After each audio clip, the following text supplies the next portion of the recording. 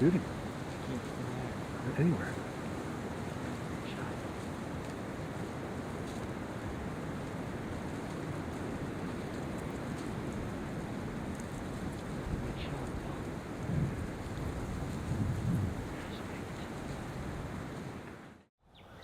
Welcome to Hoyt's Bowhunting Whitetails. Today's April 7th, and I want to talk real quick about whether you should stop a walking buck. The short answer is that ideally you wouldn't. And I'll go into some detail about why I feel that way. But my own background, I grew up shooting a shotgun and throwing a football. I didn't grow up, I bow hunted since age 14, but it was pretty sporadic. There weren't any deer. I went, but it wasn't much to speak of. But I shot a lot of ducks, a lot of pheasants, and threw a lot of footballs. So I had a lot of, let's say, natural inclination for, leading things that were moving. For me, the decision to shoot them moving, shoot them walking was pretty simple. I had no trouble at all with it. So then it becomes like a criteria of when that makes sense and why. So let's talk first, before I get into that, about the ethics of shot selection. And this gets to be a little bit of a tricky discussion, because ethics and shot selection is not one size fits all. People have different skill levels, they have different equipment, they have different experience. So to say that what applies to one person applies to everybody is not fair. It's the same thing as saying, in any other type of hunting, that you should only take, a certain type of shot. Well, the gun hunters have proven that, there's a range of capabilities, a range of what you would call ethical shot selection. So we're only going to talk about shots that make sense, not shots that are risky. So you can't take a walking shot if you haven't practiced it. And it's pretty simple to practice shots like that. You can roll a tire down a gentle hill. There's, moving targets, are something that you can create. You have to go to an archery range or have some place with a suitable, safe backstop. But you can learn how to make walking shots. And for me, it was really simple. At 20 yards, I just put the pin on the front edge of the shoulder and shot.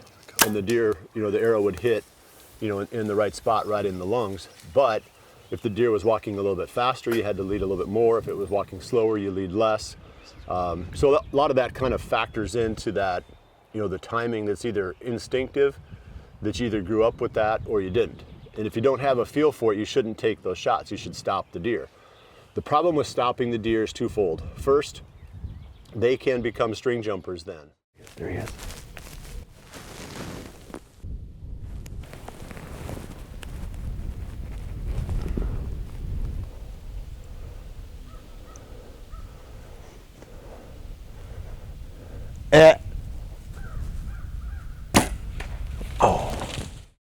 And now they're aware of something in their environment that they have to pay attention to. Whereas if they're walking, they're almost never going to react to the sound of the shot. They're making their own noise, they're already moving. It's pretty rare that a walking deer will drop, at the sound of the shot. Hoyt's Bowhunting Whitetails is brought to you by Redneck Blinds, Code of Silence Apparel, Hunt Stand Pro Whitetail, Elevate Tree Stands, B3 Releases and Broadheads, and Hoyt. The other reason that I didn't like to stop them was because I did a lot of what you'd call maybe run and gun style of hunting, and I didn't have big wide shooting lanes. A lot of my tree stands were stands that I put up that day. I'd make a minimum number of shooting lanes because I didn't want to leave human scent all over the place. I just didn't have time to make big wide paths through the woods for the shot. So I had openings, holes, little spots here and there where when the deer went through there, I had ample room to make the shot, but not a lot of space. So to say, well, I'm going to stop him, well, the deer might continue to walk. He might take a couple more steps after you make your sound to stop them, and now they're going to be outside of that little opening that you had. So I didn't like it. I like picking the opening and waiting for the deer to step into it and then shoot them as they're moving. And I felt like a 20 yard and in was pretty straightforward, a pretty simple shot. beyond 20 yards, it became really questionable. The deer had to be either moving really slow or I had to stop them. So that was my criteria. 20 and in, I'd shoot them walking, and then beyond 20, in most cases, I was gonna have to stop that deer and take my chances. Well, I don't do that anymore because of the video. I stopped shooting at walking deer when I started producing Midwest Whitetail back in 2008. I remember, I think it was 2003 or 4, I was on one of the Realtree shows. It was a Monster Bucks episode that they filmed at the Milk River. And there was a nice 10-pointer in velvet walking past at 27 yards. I think it was 25 yards, something like that. And I shot him walking. I remember the cameraman was stunned. He looked over at me like, "Why did you do that?"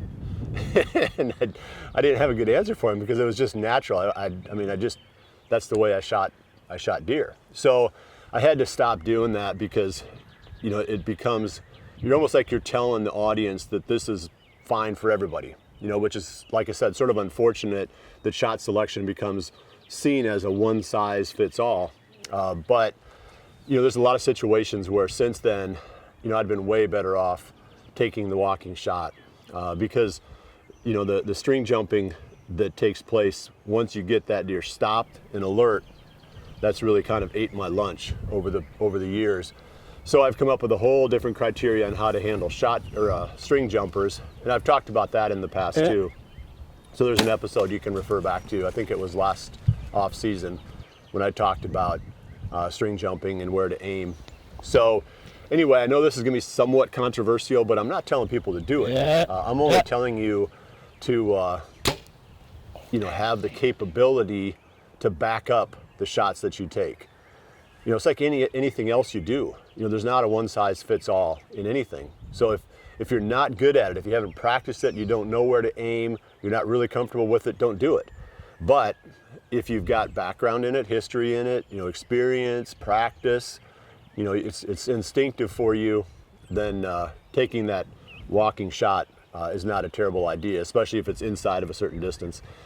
Well, that's where I'm going to stop today. I appreciate you joining me. I'll see you right back here again soon for the next episode of Hoyt's Bowhunting Whitetails. And remember to always dream big.